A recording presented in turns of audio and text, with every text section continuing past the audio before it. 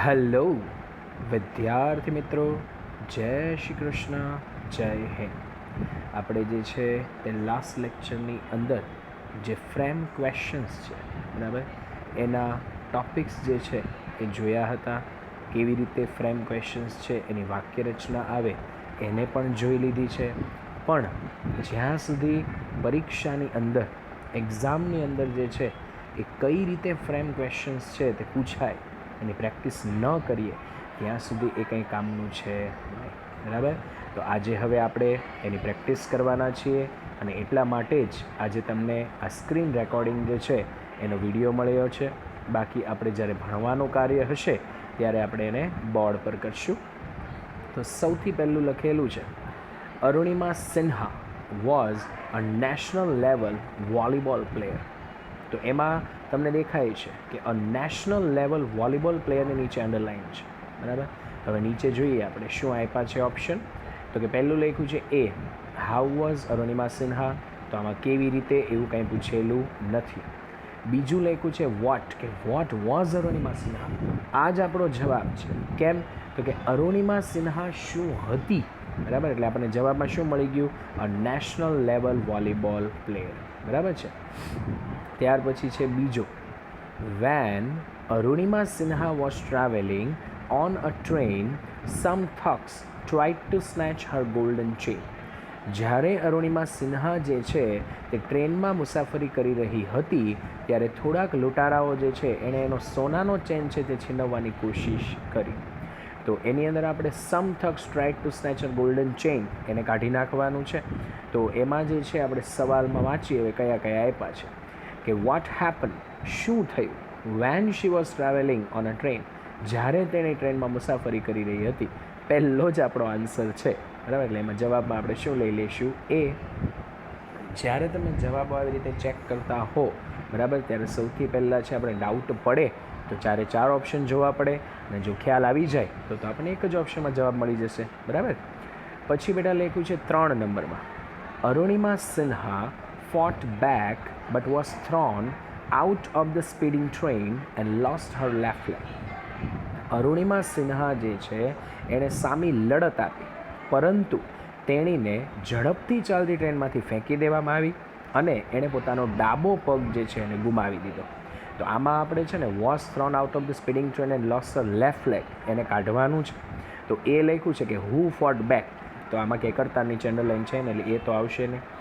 Vote did Arunima Sinha do on the train. Arunima સિન્હાએ છે ટ્રેનમાં શું કર્યું એવું પણ આમાં કંઈ નથી. C, why did Arunima Sinha fight. શા માટે અરુણિમા સિન્હા લડી, આમાં કારણ પણ નથી. D, what happen despite she fought back. શું થયું તેણી લડી છતાં પણ શું થયું? તો એ જ આપણો જવાબ છે. બરાબર, કે ત્યાં આપણે શું છે એ જવાબ આવી ગયો કે ભાઈ તેણી તો લડી પણ એને જે છે એ ખૂબ ઝડપથી ચાલતી ટ્રેનમાંથી ફેંકી દેવામાં આવી અને એણે પોતાનો ડાબો પગ ગુમાવી દીધો. બરાબર. ચોથું, લવ ઇઝ ફ્રી વેર. લવ જે છે તે ફ્રી વેર છે. તો એ લખ્યું છે હુ ઇઝ ફ્રી વેર. તો પહેલી વાત કે લવ માણસ ન કહેવાય એટલે ત્યાં હુનો ઉપયોગ થાય નહીં. બી, વિચ ઇઝ લવ. લવ કઈ છે એવો તો કોઈ આમાં પૂછ્યું નથી. વોટ ઇઝ ફ્રી વેર, શું ફ્રી વેર છે. બરાબર, અને લવ જે છે તે કર્મ કહેવાય એટલે અહીંયા તમારે શું લેવું પડે જવાબમાં? સી, કે ભાઈ વોટ ઇઝ ફ્રી વેર. 5 નંબર, give free ware love and its various modules to everybody you meet. તમે આ ફ્રી વેર લવ છે તે આપો અને એના વિવિધ ભાગો છે તે આપો ટુ એવરીબડી યુ મીટ, એ દરેક વ્યક્તિને કે જેને તમે મળો છો. તો આપણે એમાં ટુ એવરીબડી યુ મીટ એ છે એને કાઢવાનું છે. બરાબર, તો એમાં લખ્યું છે એ કે whom should you give love and its various modules. પહેલો જ આપણો જવાબ છે. કેમ? તો કે આપણે એવરીબડી કાઢવાનું હતું એટલે કોને એમ પૂછવું પડે. બરાબર, એટલે અહીંયા જવાબ આપણો કયો આવી જશે? એ, કે whom should you give love and its various modules. Okay, ચલો આપણે નેક્સ્ટ પેજમાં જઈએ હવે. ચાલો હવે છે બેટા 6 નંબરમાં, they will in turn share it with other people. they will in turn, એ લોકો એના બદલામાં share it એને વહેંચશે with other people, બીજા લોકોની સાથે. એ કે છે ને એના બદલામાં એ બીજા લોકોની સાથે વહેંચશે. તો વિથ અધર પીપલ આપણે કાઢવાનું છે. તો એ વોટ વિલ દે શેર, તેઓ શું વહેંચશે? આમાં વોટનું કાંઈ છે નહીં. With whom will they in turn share it, કોની સાથે એ બદલામાં છે એ વહેંચશે. આ જ આપણો જવાબ છે, કારણ કે વિથ લગાડેલું હતું, અધર પીપલ તો હતું જ તે, બરાબર, કે કોને એમ કહેવા માટે હુમ તો લઈ શકાય, પણ વિથ પણ ભેગું છે, એટલે ત્યાં તમારો જવાબ આવશે બી ફોર બોમ્બે, કે with whom will they in turn share it. 7મું, our uncle Mike was an engineer. અમારા અંકલ માઇક જે છે તે એન્જિનિયર હતા. તો આપણે એન એન્જિનિયર છે એને કાઢવાનું છે, વ્યવસાય કહેવાય, બરાબર છે, એટલે ત્યાં એ લખ્યું હુ વોઝ એન એન્જિનિયર, આમાં કરતા તો છે નહીં. હુ વોઝ અવર અંકલ, એ પણ નથી. What was our uncle Mike, અમારા અંકલ માઇક શું હતા, એટલે એ જ આપણો જવાબ થાય સી. 8મું, he would blow his whistle one long and two shorts just for અસ.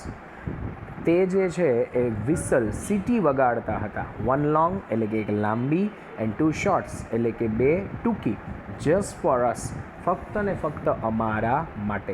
તો one long and two shorts, બરાબર છે, એને આપણે શું કરવાનું છે? કાઢવાનું છે. તો એ વોટ વુડ હી બ્લો, તે શું વગાડતા હતા. B who would blow a whistle, આમાં કરતા તો પૂછ્યો નથી. For whom did he blow his whistle, કોના માટે એ સીટી વગાડતા હતા. અને how many whistles would he blow, એ કેટલી સીટી વગાડતા હતા. તો આ જ આપણો જવાબ થઈ જાય, કારણ કે one long and two shorts આંકડા આપેલા છે અંદર, એટલે જવાબ તમારે બેટા કયો લેવો પડશે? બી ફોર ડોગ, બરાબર. ત્યાર પછી છે બેટા 9 નંબરમાં, and old fashion train was one of the first attraction at Disneyland. એક જૂના જમાનાની ટ્રેન ડિઝનીલેન્ડના સૌથી પહેલાં આકર્ષણોમાંથી એક આકર્ષણ હતું. તો આપણે એન્ડ ઓલ્ડ ફેશન ટ્રેન છે એને કાઢી નાખવાનું છે, બરાબર. તો નીચે લખ્યું છે એ હુ વોઝ, તો પહેલી વસ્તુ તો ટ્રેન છે એ કરતા ન કહેવાય, બરાબર, એટલે હુનો ઉપયોગ થાય નહીં. બીમાં લખ્યું છે કે what was one of the first attraction at Disneyland.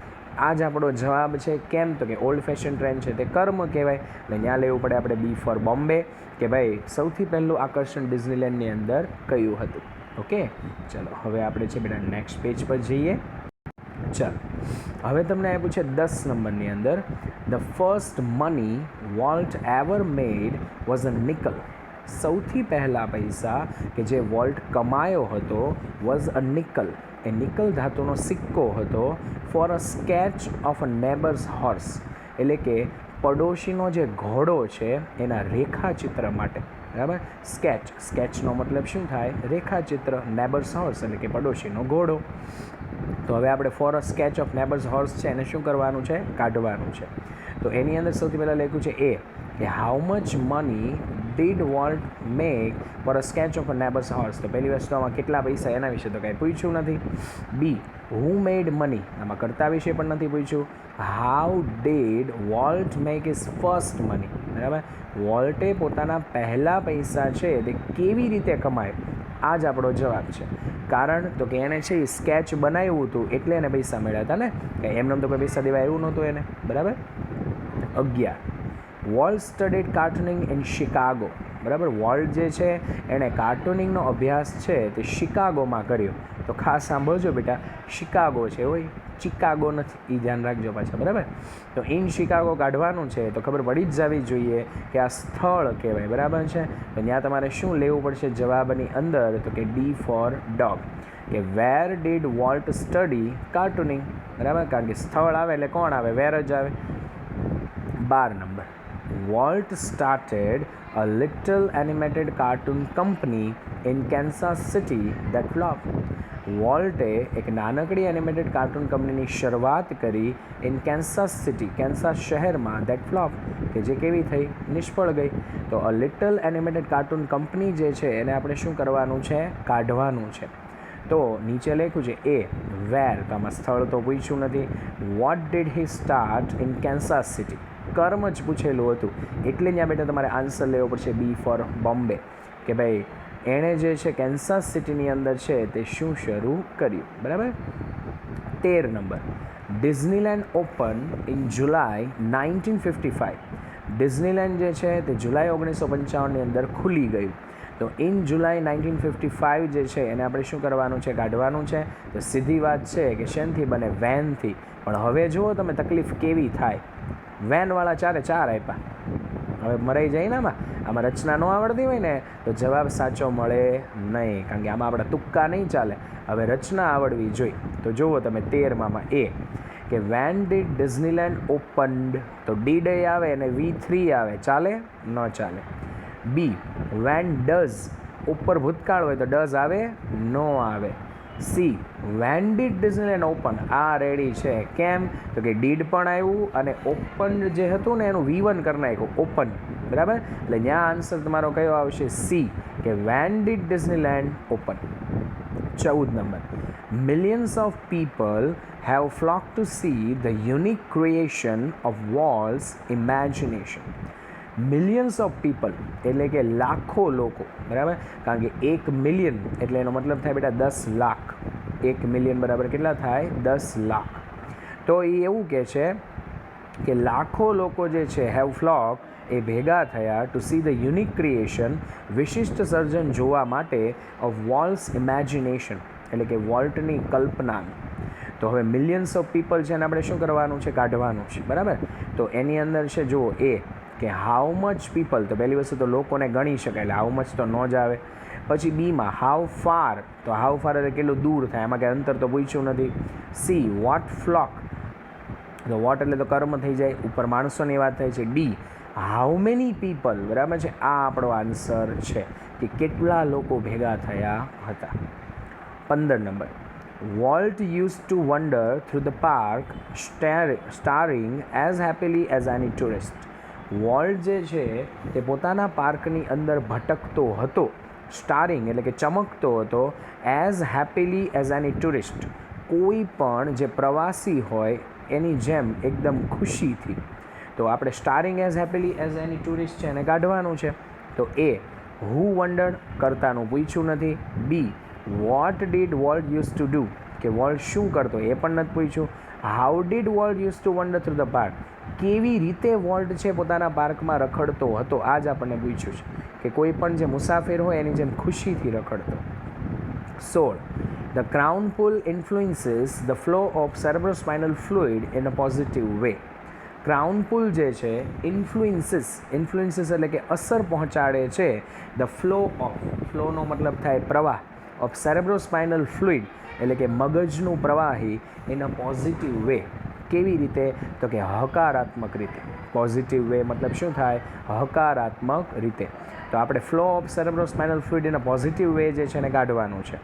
તો એ how does the crown pull influences, બરાબર, કે કેવી રીતે ક્રાઉન પુલ જે છે તે અસર પહોંચાડે છે, આ લાગુ પડે છે. પણ નીચેનું પણ વાંચી લઈએ. બી વાય, આમાં કારણ તો કાંઈ પૂછ્યું નથી. સી હાઉ મચ, આમાં જથ્થો એ નથી પૂછ્યો. D what does the crown pull influences, crown pull કઈ વસ્તુને અસર પહોંચાડે છે, આ આપણો જવાબ છે. The flow of cerebrospinal fluid in a positive way. એટલે ત્યાં તમારે જવાબ લેવો પડશે કયો, ડી, કે ક્રાઉન પુલ જે છે તે કઈ વસ્તુ જે છે એને અસર પહોંચાડે છે, બરાબર.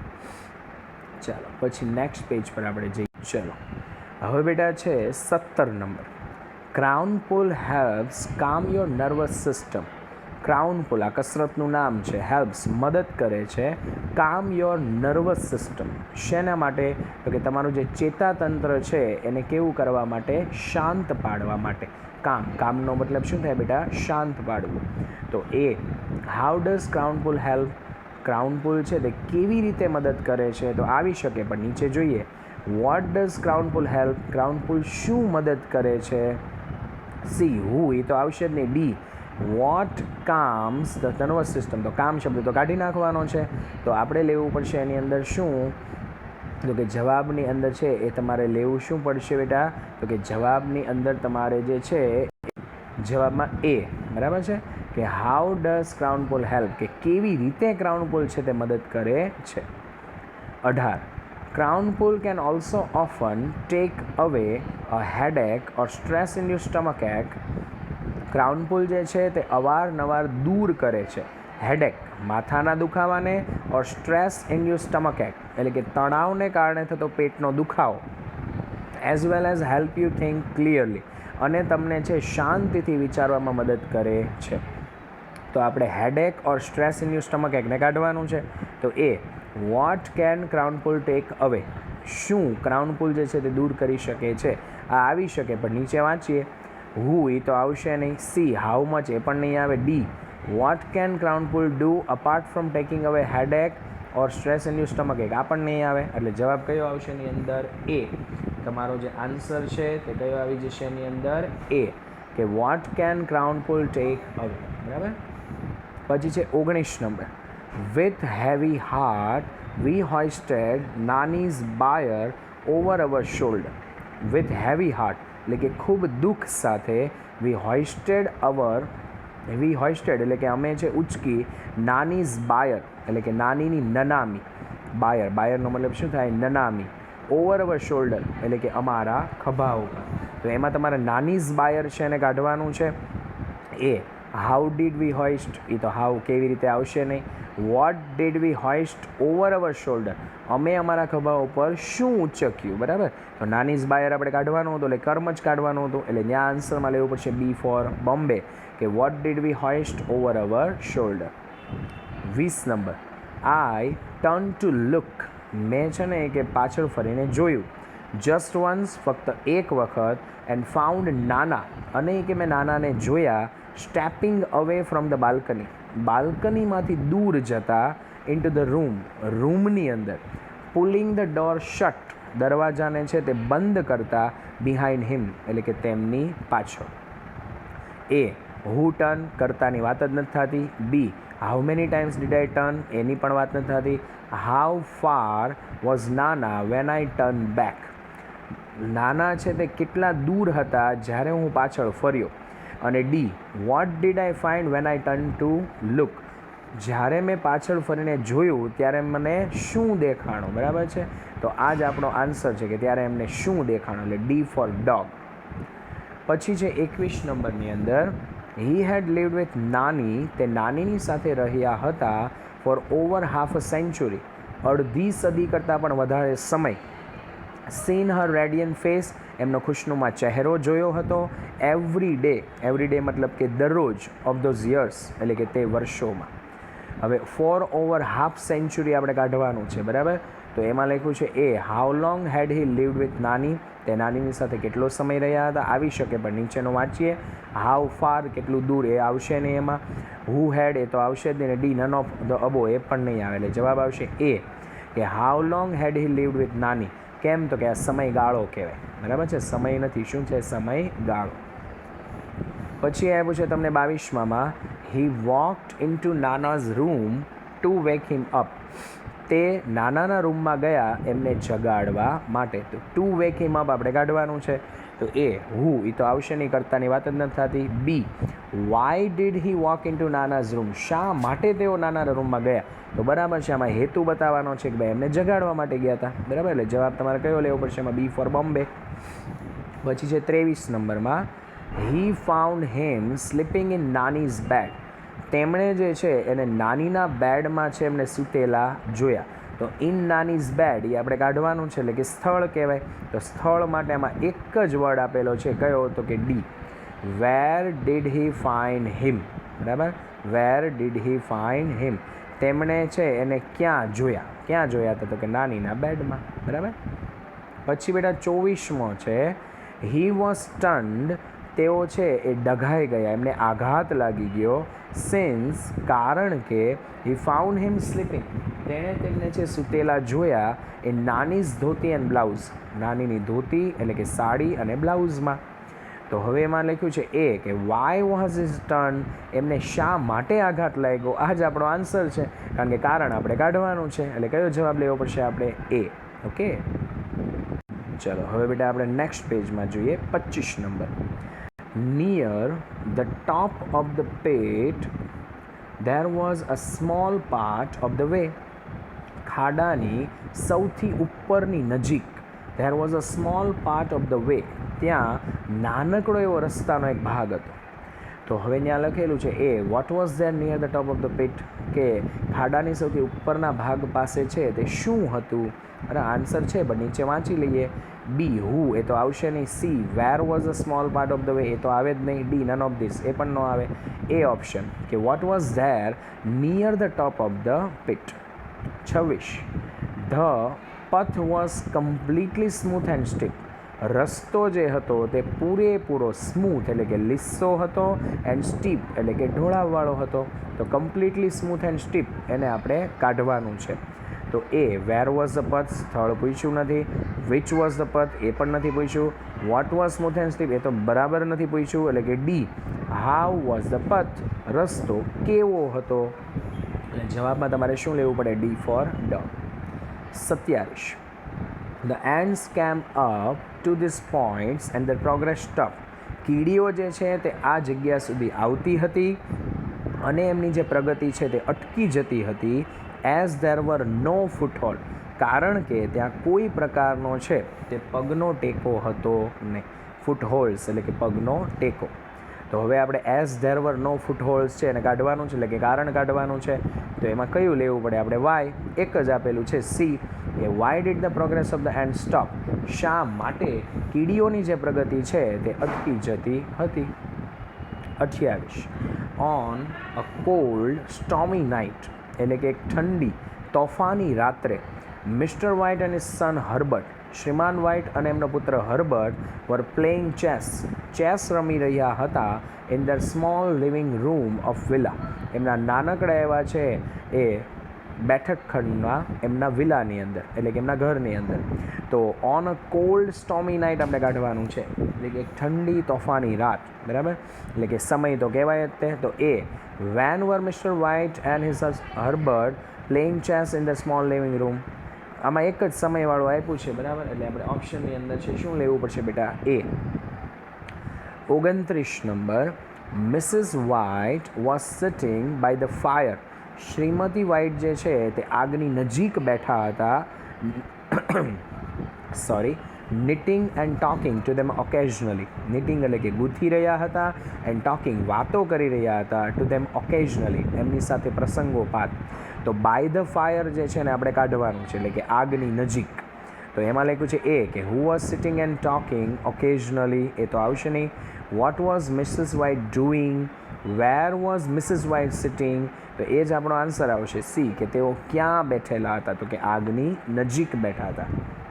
30 they were expecting a guest named sergeant Morris, એ લોકો જે છે તે સર્જન્ટ મોરિસ નામનો એક મહેમાન છે એમની આશા રાખતા હતા. તો અ ગેસ્ટ નેમ સર્જન્ટ મોરિસ આપણે કાઢવાનું છે. તો એમાં લખ્યું છે એ વોટ એટલે શું થાય? કર્મ તો છે નહીં. હુ વોઝ એક્સપેક્ટિંગ એ કરતા પણ નથી. See what is the name of the guest, આમાં જે છે તે નામ પણ નથી પૂછ્યું. તો હવે D whom were they expecting, તેઓ કોની આશા રાખતા હતા? D for dog. પછી છે બેટા 31માં the next morning a gentleman knocked on the door, બીજે દિવસે સવારે એક સજ્જન વ્યક્તિ જે છે એને દરવાજો ખખડાવ્યો. તો નેક્સ્ટ મોર્નિંગ છે એને આપણે કાઢવાનું છે, મતલબ કે એને શું કહેવાય? તો કે સમય કહેવાય. તો ત્યાં તમારે શું લેવું પડશે? વેન, કે when did a gentleman knock on the door, એટલે કે સજ્જન વ્યક્તિ છે એને દરવાજો ક્યારે ખખડાવ્યો. 32 આઈ કમ ફ્રોમ મો એન્ડ મેગિન્સ યોર સન્સ એમ્પ્લોયર, હું એ કે છે મો એન્ડ મેગિન્સ નામની કંપનીમાંથી આવું છું અને હું તમારા દીકરાનો છે તે બોસ છું, એનો માલિક છું. તો એમાં આપણે મો એન્ડ મેગિન્સને કાઢવાનું છે. તો એ where did I come from, કે વ્યક્તિ જે છે તે ક્યાંથી આવ્યો છે, બરાબર. એ બરાબર જ છે. તો બી હાઉ કેવી રીતે, તો આવશે નહીં. સી વેન ક્યારેય નહીં આવે, હોમ એ પણ નહીં આવે. એટલે કયો આન્સર? એ કે ક્યાંથી આવ્યો. 33 ઇઝ એનીથિંગ રોંગ, શું એ કે કંઈ ખોટું થયું છે? શી આસ્ક બ્રીથલેસલી, એટલે કે તેણે શ્વાસ લીધા વગર પૂછ્યું, બરાબર. બ્રીથલેસલી મને કે શ્વાસ લીધા વગર. તો એમાં એ હાઉ ડીડ શી આસ્ક, તેણે કેવી રીતે પૂછ્યું, એ જ આપણો આન્સર છે કે ભાઈ એને કેવી રીતે પૂછ્યું હતું, તો કે શ્વાસ લીધા વગર.